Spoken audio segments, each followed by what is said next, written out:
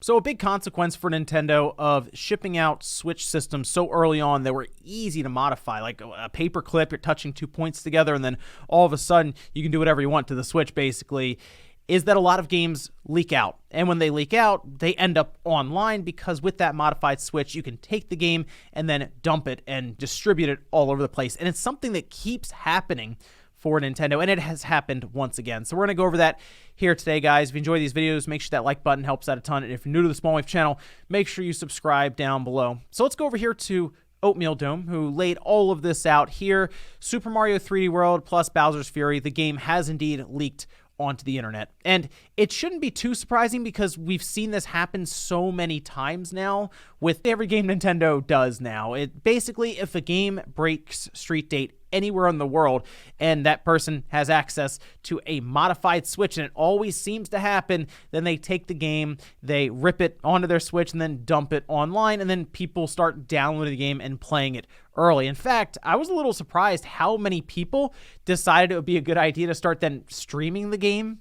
Yeah, a lot of people yesterday were just streaming the game online, which is weird to me because at that point, you're basically admitting that you downloaded and pirated the game and you're just like playing it then on stream. So that opens you up to all kinds of things, copyright strikes, all of that from Nintendo because you're playing an illegally obtained game at that point. I mean, there's actually a video embargo right now for Mario 3D World Bowser's Fury for like press and media and all of this. So yeah, it looks a bit odd when people start popping up on Twitch and YouTube with the game and they decide to start streaming it. Anyway, Oatmeal Dome points out a bunch of different things that is now out there from looking through the different files. For example, it does use NEX, not MPLN, and we talked a bit about this briefly. I don't think this is going to make a huge difference overall with this game because I think it's going to be a year or two, maybe, really at the earliest, that we see any massive difference from Nintendo shifting over their online. Now, I mean, look, NEX is funny because it has a call for Windows 98. Okay, so as long as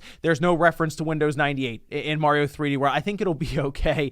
But looking at this, because the final build was made on November 25th, 2020, that does make sense why it would still use NEX or NEX because it's still in like this grace period as they are starting to transition and move stuff over. My concern right now with Mario 3D World plus Bowser's Fury is the online. Like, it sounds like we're going to get a chance to just play with our friends all the way through the game, but let's be real here. It's Nintendo. Their online is very spotty. I mean, you could get a very good experience, and then you could get something like what people deal with all the time with Smash Brothers Ultimate. Or remember when Mario Maker 2 came out, and it sounded great to be able to play with a bunch of friends, and yeah, it was basically like 1 or 2 frames per second as everything was just pausing, trying to catch up and figure out what was happening. It wasn't a good Mario experience. But it says Bowser's Fury is codenamed Ocean. This is interesting. I mean, there's a lot of water, so I guess that makes sense. The port was made in collaboration with Nintendo Software Technology, that's their US studio,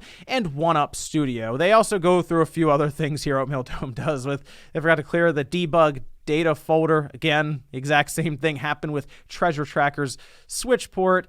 And they go on to say that they're not going to be linking the video file. Yeah, that's not a good idea with Nintendo because they'll keep an eye on that stuff. Now, I do want to point out that Oatmeal Dome does have an opinion on the overall usage of NEX for this game, and I would listen to Oatmeal Dome because they know what they're talking about when it comes to this. So they say Super Mario 3D World Bowser's Fury using NEX isn't a big deal. NPLN was never going to be a magic bullet that fixes everything. Besides, the majority of connection quality concerns have more to do with the actual netcode implementation. And I really hope this game is good for the overall experience online because the idea of being able to play through the game with a bunch of friends online is really compelling. Now, the other thing to keep in mind here, and one of the reasons I am making sure you guys are aware that this is leaked, is because the game doesn't come out till Friday, which means there's like 6 days until we get to that point, which means there's plenty of time for there to be some sort of spoiler around it. Now, I mean, the game itself, 3D World, it's been out for 7 years now on the Wii U. It's more on the side of Bowser's Fury because something I've noticed, I think many others have,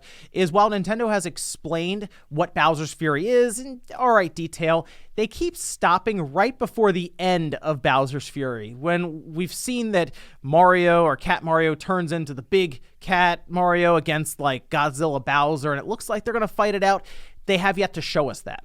That's something that will certainly be spoiled at this time since it has leaked out, and you'll probably see cutscenes on YouTube. You'll probably have the ending spoiled through a YouTube thumbnail. Maybe on Twitter you're scrolling through and there it is. And there's still a lot of things, I think, in that overall Bowser's Fury world that they have set up here, because it's kind of like that open world sandbox style. There could be some cool Easter eggs or things hidden in there that could just get spoiled for you. So yes, while it is an older game technically that we've had access to for a while, there are quite a few new things here that we could have spoiled for us. But the biggest problem here is this is something that continues to come up, because I think it's going to be a problem for Nintendo throughout the rest of this generation, maybe even into next generation, if the games are going to be cross-gen and still work on that original Switch that was easily hacked. I mean, there's not much Nintendo can do outside of implement some sort of online check-in for the game as you're playing it, which would be DRM, and none of us like DRM for offline single-player type games. And